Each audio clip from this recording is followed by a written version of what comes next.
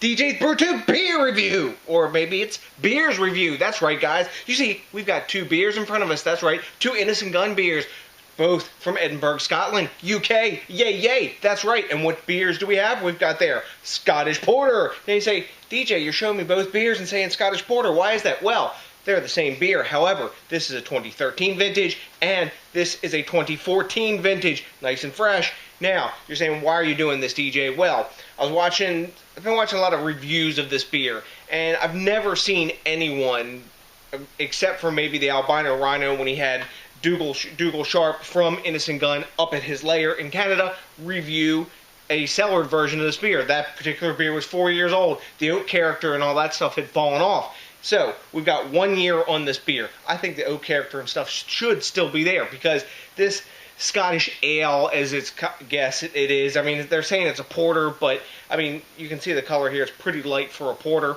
and even though it's an English porter, and as you know, if you've had any English Innis Gunn beers, maybe they're not so much exactly to style. I've had their stout. It's not a really huge stout. It's got this like Innis Gunn twist on it. A lot of their beers have similar flavors, and I'm wondering if a year in the cellar will make those flavors develop or change any. So, as I said, this beer clocks in at 7.4% ABV and 9 IBUs. Pretty low on that scale.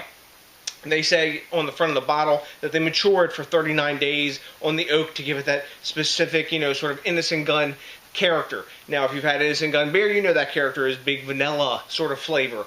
You know, not like any oak maybe that you're used to in a traditional barrel-aged beer, but big vanilla, sometimes some barrel char, and then malt character and a lot of sweetness in the beers, and totally hidden alcohol. That's a good thing. So, now, this beer used to be called the Winter Treacle Porter, but a lot of folks, when you're an international company, if you're outside the UK, you don't know what treacle is. It's molasses, basically, because now they say it's the adjunct in this is molasses. They tell you right on the front of the bottle. Now, for malts in this, they're using roasted wheat, crystal, chocolate, and biscuit malt. So, I want to see if a year in the cellar has changed this beer over what the beer from 2014 is. So, let's get the tops popped on these, get them in the glass, and tell you what's up with the 2013 and 2014 vintages. Well, here we go. Boom. Nice hiss off the top. Let's get it in the snifter. I'm using a snifter so we can get max sort of, I guess, sensory perception here. Now, this beer has been 100% light abated since I bought it. When I purchased the 2013 vintage, it was in a box that I had just pulled out, and then I put it in a bag, and it's been in my cellar for a year. So, let's get the appearance on this. As you saw in the bottle, it's a crystal clear, lovely garnet color with some brown hues. We've got a nice khaki off-white head, solid one finger, a little bit soap sudsy at the top. When I swirl it, you're getting some glass lacing right away. Innis Gunn beers usually get some nice glass lacing and some alcohol legs. But take a look at that. Really gorgeous looking beer. Now, we'll let that sit there for a second, then we'll get the aroma on it. Let's get this one in the glass and see what's up with the 2014 on the appearance. Wonder if they'll look the same. Now, you'll notice the brown bottle. That's one thing I think that Innis Gunn changed since they were here in North America, because folks here were always complaining about the clear bottles. And you can tell the difference easily in this review, which one is which, because we got the brown bottle on the 2014 and the clear bottle on the 2013. Now, this one's quite a bit darker. It's got more red hues than brown coming out of it. The head is actually a full shade darker also. It's more khaki. Got a half finger when I swirl it.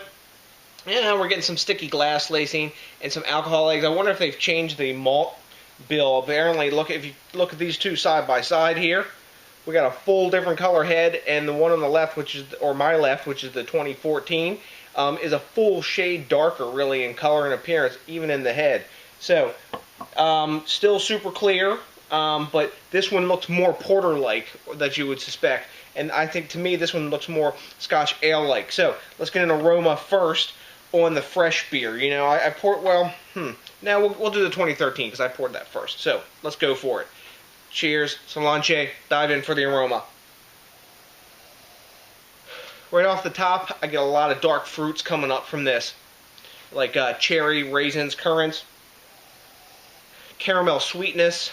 That typical sort of vanilla oak character that you get out of an Innis Gunn beer. Lots of vanilla still. A little bit of that like tannin from oak. So you're basically getting dark fruits, tannin from the oak, I'm not. There's supposed to be chocolate malt in this. I'm not getting chocolate. It's all biscuity, sweet sort of malt and caramel sweetness, toffee. Then the raisins and currants, they're in the forefront most, with that constant tone of Innis Gunn vanilla in the background from their wood aging or wood treatment. So let's move on to the 2014, see what's up with the aroma on this.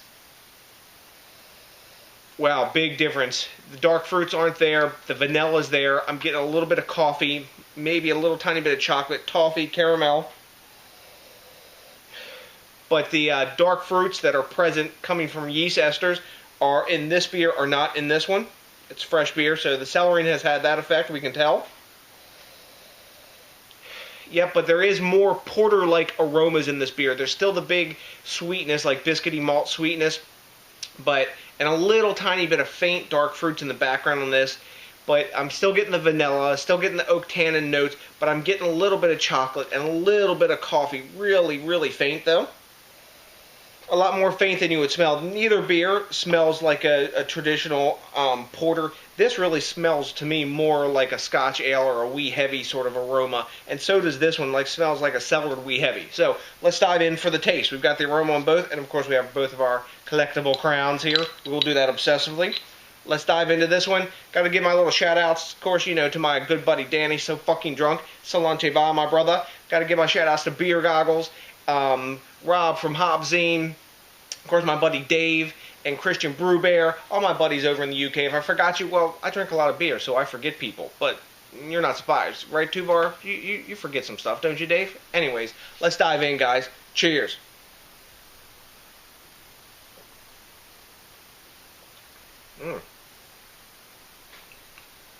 It's a dark fruit bomb. Big cherries, raisins, currants, up in your face. Wow. You can tell the ale yeast that they've used in this was throwing some big dark fruit flavors that have developed in this one. I've had this beer fresh. I think I forgot to mention that.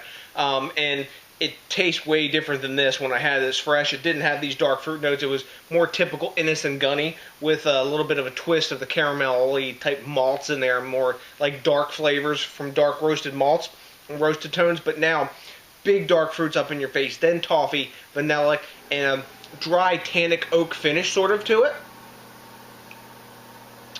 Very easy to drink, but it tastes a lot like a cellared wee heavy to me. Not so much a porter. And in the end, where it's a little bit of a twist, instead of maybe having that smokiness that you would have in a wee heavy, it has like a sort of bitter roasted malt finish, like a dark, burnt roasted malt finish. Really interesting, super easy to drink. The alcohol was in both of these is totally hidden in the aroma, and in this, it's totally hidden in the taste. You can't tell a bit of the 7.4% is in there. So, let's dive into the fresh variant, the 2014. Once again, guys, salute va.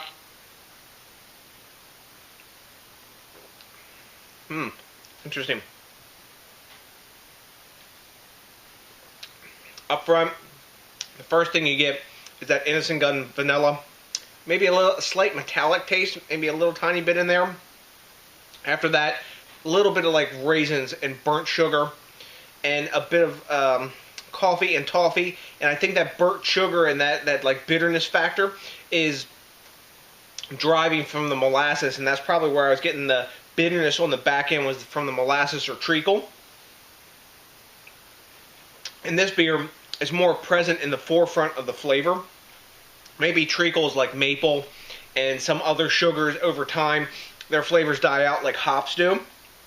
This one actually has a bit of a floral hop presence, very mild, a lot of biscuity malts, a little bit of coffee and slight chocolatey flavor, but those are eclipsed by the bitterness and the sort of burnt sugar harshness in some ways of the treacle or molasses. It's not a bad or off-putting flavor, but it's almost like the Perry, the bitterness in the molasses, almost like the Perry for the big sweetness that's in the beer. Both these beers taste very different. Their color is slightly different, but their taste is vastly different. The year of cellaring on this beer has put a big dollop of dark fruits and yeast esters in this that are kind of playing off of now the bitterness that's in the molasses or treacle that's in there. and it's very, very tasty. This one, actually, when I drink it, there's more warming going down in the 2014 than the 2013, so it's kind of like mellowed out a bit, but it's still very well hidden, and the alcohol is not in the taste or the aroma of this beer, as I mentioned. I wonder that when I drink this, because you get a little bit less of the vanilla also in this beer, but it's there, and you can tell that Innis Gunn oak treatment is in there. But really tasty beers, both of them. I like this way better than I like the Canadian Cherry Wood. As you know, Johnny and I drank that, and that was not for us. It was just meh. But very tasty beer, both of them. We're gonna have to kind of grade this, and I guess now, and judge between which ones we like. As you know, if you watch enough DJs BrewTube, I'm a sucker for dark fruits. So I'm really digging that about this beer. I really dig that the alcohol is really well hidden in both of these. They got nice glass lacing and all this. I like the appearance of this beer better. It looks more like a porter. This looks more like a wee heavy, which I'm not against because I like those beers. I love wee heavies, as you know. But the taste on it, it's just something different. This beer is more molasses forward, more molasses bitter forward because it's fresh. But I can taste in the background that this beer, even though the color's a little bit different because maybe the malt bill is just slightly different, the taste will turn into the taste that this beer is representing. You know, that dark fruit and everything, and I think I'm preferring it cellared. So, how do we grade a beer like this? Well, let's talk about fresh grades on this beer. The cumulative fresh grades, because I took a look and did some math between the two, but the cumulative fresh grades between this being the Winter Treacle Porter and the Scottish Porter, Rate Beer gives it a 64. That's bullshit. That grade is way, way too low. Beer Advocate gives it an 81. I can see some people giving this beer an 81, which would be a B-. Why? Because I think treacle is off-putting, or molasses is off-putting flavor to some people. They're not expecting that level of bitterness, that burnt sort of bitterness that molasses and that basically sugar production byproduct, which molasses and treacle are.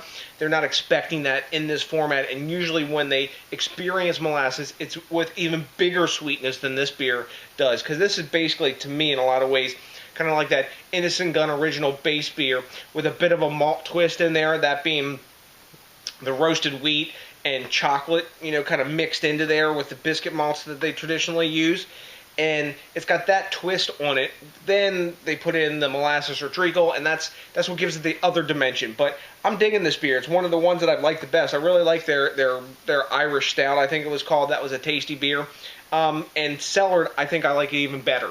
So let's give my grade to it. I'll grade the 2014 first. The 2014, the way it stands now, I'm gonna give it like a B+.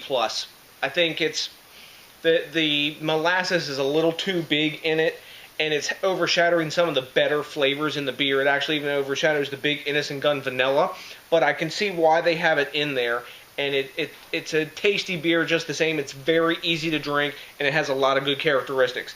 Now, for the cellared version, I'm going to give the cellared version, I think, A-. I'm going to give it a 92.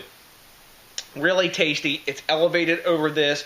I'm wondering how one of these bottles would cellar. I may grab one and see, because the malt bill seems different by the color and everything. And I'm wondering if that'll have an effect on it. I don't know if it will, but a year in the cellar has treated this beer well, and it has elevated the flavor because of the dark fruits and the things that the yeast are bringing to the show. And I would drink a cellared version of this any day. I may think twice about this one, and think twice about seeking it out. But if someone offered me a cellared variant of either one of these, either one of these vintages, I would go for it. So, have you had this beer? If you've had it, let me know. I love the quid pro quo. I like that back and forth. Please tell me what you think, because I don't know everything, and I love to learn new stuff about beer that I don't know. You got the wisdom. Pass that knowledge on, baby. I love consuming it. I guess I'm like a beer geek black hole of knowledge. Anyway, to the next DJs BrewTube, thanks a million to each and every one of you for watching, and I would also really appreciate it if everyone would think globally, drink locally, and support the craft beer movement. I'm thinking globally and supporting the craft beer movement today by drinking some beer from Edinburgh, Scotland. That's right. So, like I said, to the next DJs BrewTube, I appreciate each and every one of you. Please remember to rate, comment, subscribe, and hit that like button. Until then, I got nothing but a bunch of love for you. You know what's coming, that's right.